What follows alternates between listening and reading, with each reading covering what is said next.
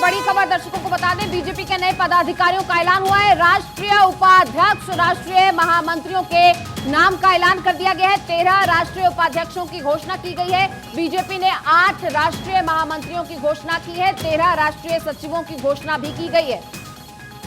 तो देखिए, लगातार संगठन स्तर पर बीजेपी में बड़े बदलाव किए जा रहे हैं। अब जो ऐलान किया गया है उसमें नए राष्ट्रीय उपाध्यक्ष भी हैं, राष्ट्रीय महामंत्री भी हैं जिनके नाम का ऐलान किया गया है। 13 राष्ट्रीय उपाध्यक्षों की घोषणा की गई है, 8 राष्ट्रीय महामंत्रियों की घोषणा की गई है, 13 राष्ट्रीय सचिवों की भी घोषणा की गई है।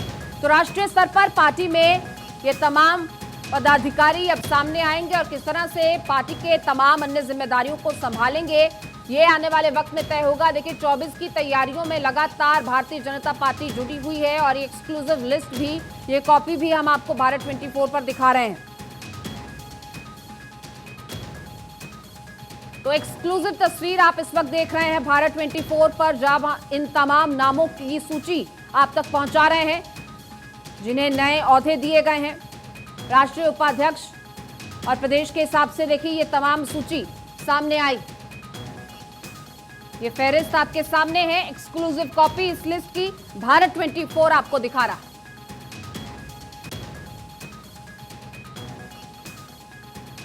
तो बीजेपी के नए पदाधिकारियों का ऐलान कर दिया गया है। इस लिस्ट की एक्सक्लूसिव कॉपी आप भारत 24 पर देख रहे हैं। भारत 24 आपको ये पूरी लिस्ट दिखा रहा है।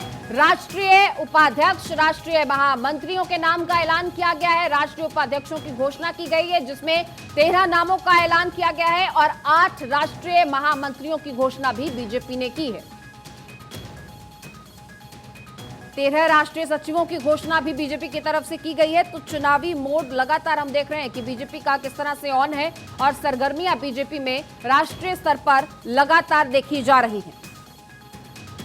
और सबसे बड़ी बात है कि तमाम राज्यों के प्रतिनिधियों को यहां पर मौका दिया जा रहा है। हर राज्य का रिप्रेजेंटेशन हो रहा है इस सूची में।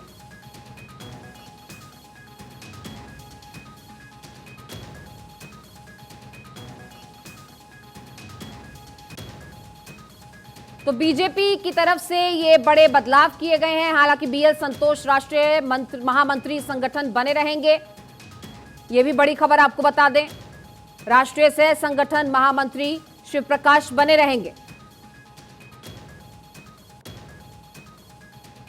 रमन सिंह, वसुंधरा राजे, रघुवर दास राष्ट्रीय उपाध्यक्ष बनाए गए हैं।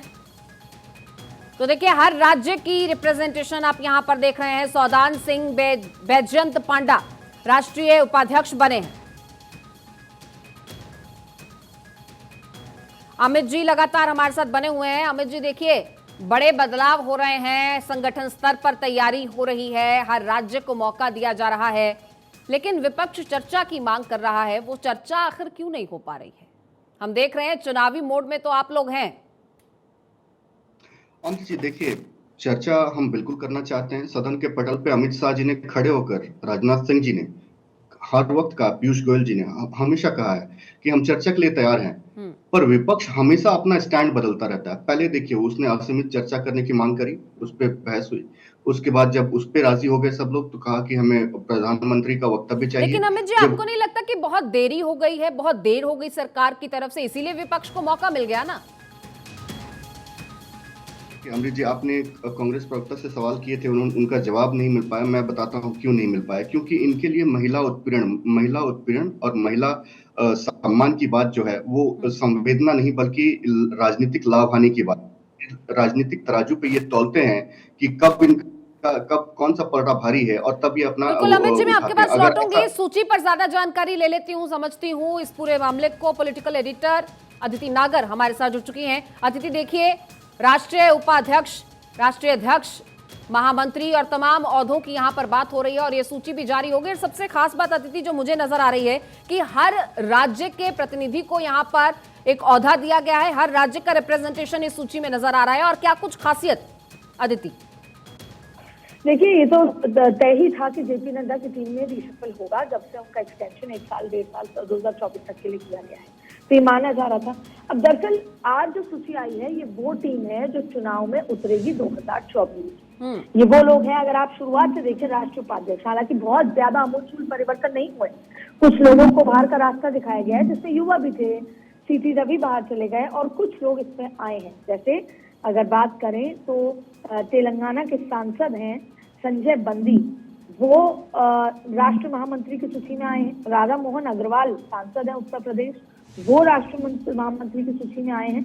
इसके अलावा सरोज पांडे लिस्ट में थी, लेकिन अब उनको राष्ट्रीय उपाध्यक्ष बना दिया गया है। अब आप देखें, शुरुआत से लिस्ट में रमन सिंह, वसुंधरा राजे, रघुवर दास, सौदान सिंह जी, हालांकि सौदान सिंह जी संगठन की बहुत ज्यादा पकड़ रखते हैं, लेकिन रमन सिंह, वसुंधरा राजे, रघुवर दास, छत्तीसगढ़, राजस्थान, मध्य झारखंड, ये वो लोग हैं जो अगर संगठन के लिहाज से इतने बड़े चेहरे हैं, पहले मुख्यमंत्री रह चुके हैं, कि अगर वो अपने चुनाव में जाएंगे, ना सिर्फ राजस्थान, अलग अलग राज्यों में, तो इतने बड़े चेहरे हैं कि वो नरेंद्र मोदी के लिए अगर वोट मांगते हैं, उनकी नीतियों की बात करते हैं, तो लोग उन पर विश्वास करेंगे। तो ऐसे में जैसा आपने कहा कि हर राज्य का इसमें रिप्रेजेंटेशन दिया गया है, ये वो टीम है जो 2024 के लिहाज से चुनाव में उतरेगी, संगठन को सशक्त करने वाली टीम है, और ये जमीन पर जाकर चुनाव प्रचार, सरकार के कामों की बात करेंगे और वो जो वोट मोबिलाइज करेंगे। लेकिन ऐसे में आप देखेंगे कि इसको बहुत बेहतर तरीके से बैलेंस भी किया गया है। संजय बंदी सांसद हैं, जो कि इनको राष्ट्र महामंत्री बनाए गए तेलंगाना से। राधा मोहन सिंह, अमूलचूल परिवर्तन नहीं हुए, कुछ नामों को रखा है और कुछ नामों को बाहर का रास्ता भी दिखाया है। अब ये वो टीम है जो 2024 के लिहाज से अमिता चुनाव मैदान में संगठन के लिहाज से महत्वपूर्ण काम करेगी। भारतीय जनता पार्टी को पता है कि 4 साल तो सत्ता काम करती है, लेकिन आखिरी साल संगठन जो है, जो सशक्त संगठन है, वो जमीन पर उतर कर वो काम करता है। इसके संगठन पर भी ज्यादा ध्यान सरकार पार्टी की तरफ से दिया जाता है। अदिति, हम सूची को देख रहे हैं, जिस तरह से आपने भी बताया कि बहुत सारा बदलाव नहीं किया गया है, कई लोगों का प्रमोशन हुआ है, लेकिन कई नाम ऐसे भी हैं, फिर चाहे वो मुट्ठी भरी हो, लेकिन उनका डिमोशन हुआ है। तो क्या ये नाराजगी का कारण आने वाले समय में बनेगा? क्या ऐसा इसे देखा इस तरीके से इसे समझा जा सकता है, या फिर उन्हें समझाने के लिए भी कोई ना कोई रणनीति जरूर होगी, क्योंकि इस वक्त शायद कोई भी नाराजगी मोल लेने के स्टेट में अभी पार्टी नहीं है? देखिए, वैसे तो संगठन में चाहे कांग्रेस हो चाहे बीजेपी हो, बहुत ज्यादा, अगर खास तौर पे जब वो सत्ता में हो, तो संगठन में कोई रहना ज्यादा इंटरेस्टेड होता नहीं है। लेकिन क्योंकि आपको पार्टी में रहना है, कोई ना कोई पद पे रहना है, और संगठन यहाँ पर भारतीय जनता पार्टी में तो संगठन की महत्वपूर्ण, तो उसको बहुत महत्व बनाया जाता है। हर हफ्ते बैठक होती है, राष्ट्र महामंत्रियों की तमाम चीजें होती है। अब जिनको बाहर का रास्ता दिखाया गया है, वो सीधी सीधी बात है कि वो इम्पैक्ट नहीं छोड़ पा रहे, उनका इतना इम्पैक्ट नहीं था, इसलिए, और बीजेपी इस चीज में कॉम्प्रोमाइज नहीं करती, जो काम करेगा वो पार्टी में रहेगा। अब देखिए, अगर रिशफल होता, हालांकि अभी तो जो उच्च सूत्र है वो एकदम साफ मना कर चुके हैं कि रिशफल नहीं हो रहा, अगर रिशफल होता तो कई बड़े मंत्री हैं जो अच्छा काम कर रहे हैं, वो संगठन में आ सकते थे। लेकिन अब इसलिए क्योंकि उनका सबका उपयोग कहाँ कहाँ पर है उसको देखा जा रहा है, तो जिन लोगों को बाहर का रास्ता दिखाया है वो उस तरीके से उपयोग पार्टी के लिए नहीं कर पा रहे हैं, उस तरीके से कंट्रीब्यूशन पार्टी के लिए नहीं कर पा रहे थे, इसलिए ये रिशफल किया गया है जी। और उनको भी कहीं ना कहीं और इस्तेमाल किया जाएगा। पार्टी को पता है कि एक एक व्यक्ति 2024 के चुनाव में कहीं ना कहीं अपनी महत्वता रखता है, और उनको पता है कि किसको कहाँ पर उपयोग करना है, क्योंकि ना तो नाराजगी मोल लेनी है, सबको एकजुटता एक साथ काम करना है, और इतने बड़े चुनाव में बहुत बड़ी टीम की जरूरत होती है, जो बाहर का रास्ता जिनको दिखाया उनको कहीं ना कहीं उपयोग किया जाए। बिल्कुल अदिति, बहुत शुक्रिया आपका इस पूरी जानकारी के लिए, धन्यवाद।